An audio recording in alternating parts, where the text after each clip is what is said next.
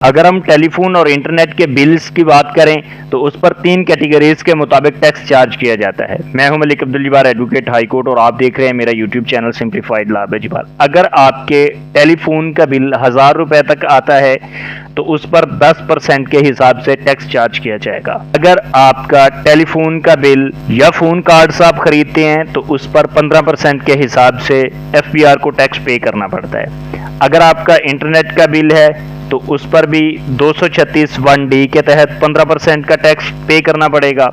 इसी तरह से अगर हम इलेक्ट्रिसिटी की बात करें तो इलेक्ट्रिसिटी के बिल पर आने वाले टैक्स को बेसिकली 4 कैटेगरीज में लेकिन फर्दर 5 कैटेगरीज में तकसीम किया जाता है। अगर आपका बिजली का बिल 500 रुपए तक है तो 235 के तहत उस पर जीरो रेटेड टैक्स चार्ज किया जाएगा, और अगर आपका बिजली का बिल 500 से एक्सीड कर जाता है लेकिन 20,000 रुपए से ज्यादा नहीं तो 10% के हिसाब से FBR टैक्स चार्ज करेगा।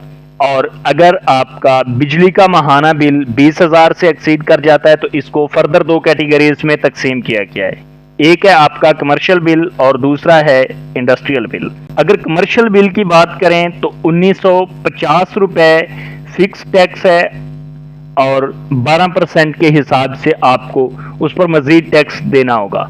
और इंडस्ट्रियल बिल में भी 1950 रुपए फिक्स टैक्स है और 5% के हिसाब से आपको बकाया रकम पर टैक्स देना होगा। डोमेस्टिक इलेक्ट्रिसिटी बिल जिस पर 235A के तहत टैक्स चार्ज किया जाता है, इसमें अगर आप माहाना 25,000 या उससे कम अमाउंट की बिजली इस्तेमाल करते हैं तो आपसे FBR zero rated tax charge करेगा, यानी आपको कोई भी टैक्स नहीं देना पड़ेगा।